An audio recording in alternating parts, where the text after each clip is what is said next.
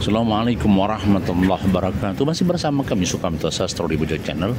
Hari ini menjelang Idul Adha di tahun 2023. Kita akan bicara tentang lahir dan batin. Lahir adalah dohir, batin ya. Seringkali orang bicara tentang lesan, gerakan tubuh, bahasa yang dilihat manusia itu adalah lahir.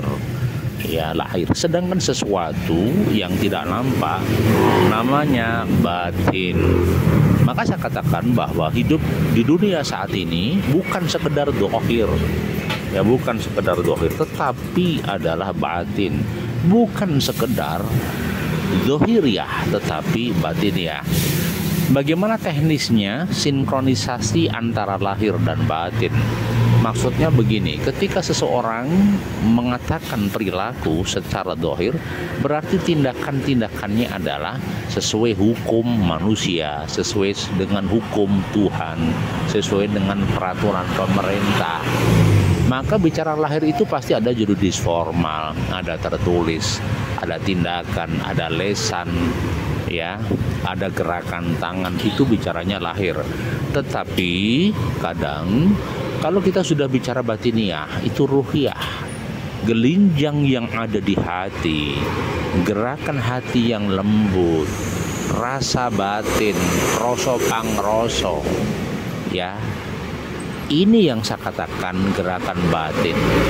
Gerakan batin ini sudah dibaca ya, yang tahu dirinya dengan Tuhan.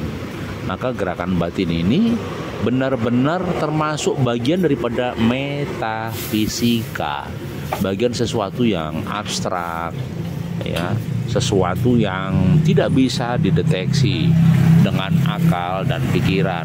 Karena apa? Sesuatu yang abstrak atau batiniah sulit dibaca. Bahkan sesuatu yang dibatin belum menjadi fakta hukum. Sesuatu yang ada di dalam hati tidak dilesankan, tidak bisa menjadi fakta-fakta administrasi atau fakta hukum.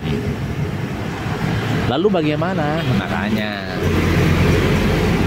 kita harus sinergi antara batin dengan dohir. Ketika seseorang bergerak atas nama kertas, atas nama tubuh, dipastikan mereka hanya gerakan batin. Tetapi gerakan tubuh, gerakan tangan disertai dengan hadirnya hati, itulah terjadi sinkronisasi lahir dan batin.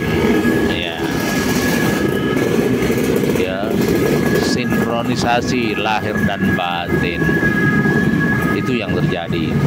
Yang seringkali menjadi catatan dalam kehidupan kita, banyak orang-orang yang hanya melihat kulit, hanya melihat dohir, hanya melihat perilaku, tidak pernah melihat, mendeteksi apa yang sedang tersurat dari yang tersirat.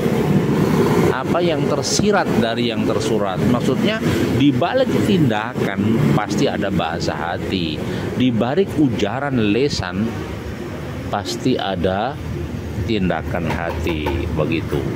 Itu yang sedang terjadi. Jadi saya katakan perlu pencermatan, perlu tindakan yang nyata bahwa apapun yang terjadi sebenarnya perlu sinkronisasi antara lahir dan batin. Ya, makasih Mas ya.